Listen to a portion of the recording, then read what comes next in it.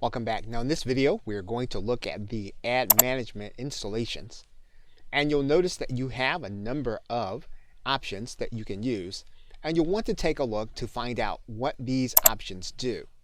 For example, the Almond Classifieds program allows you to set up your own classified ad system. You can use this for local or online. Of course, you can do the same thing with Open Classified. And so with any of these applications, what you're going to want to do is you're going to want to install it, take a look at it, and then if it doesn't work, you'll then go through the uninstall process.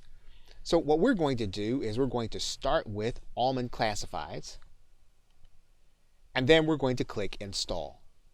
We're going to give this directory password and then email, and then we're going to click Submit. Once we get to step 1, we'll then check out the information. We'll make sure it's what we want it to be, and then we'll click Proceed. Fantastico will go through the install process, and then our new website will be installed. So what we'll do is we'll take our password, we'll copy it, and then we'll go to the login page. We'll then write in our password as we are requested, and then we're ready to set up our Almond Classifieds. And it's quite possible that we will not like the look of Almond Classifieds. If that's the case, we can click back to Almond Classifieds. We can scroll through the middle of the page and then click Uninstall.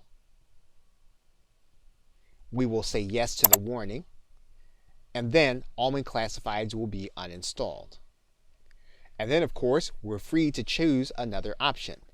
For example, we can choose the Mayan ads, and you'll see this brand name in a number of the categories inside of Fantastico. So what we're going to do is we're going to go ahead and click this one. We'll then click Install. We'll determine the directory and then write in identifying information. Once we have that information, we'll then click Submit. Once we have step 1 to check out, we'll then click Proceed. Fantastico will go through the install process. Now in some cases, you will run into a problem where your copy of the program will not work as is stated, and if that's the case, then you'll want to either contact them by support, or you'll want to go back and find another similar program. And so what we can do is we can install another one, GPix, in its place. And then once we are logged in, we can start the setup process. Okay, so with that, thanks, and I will see you in another video.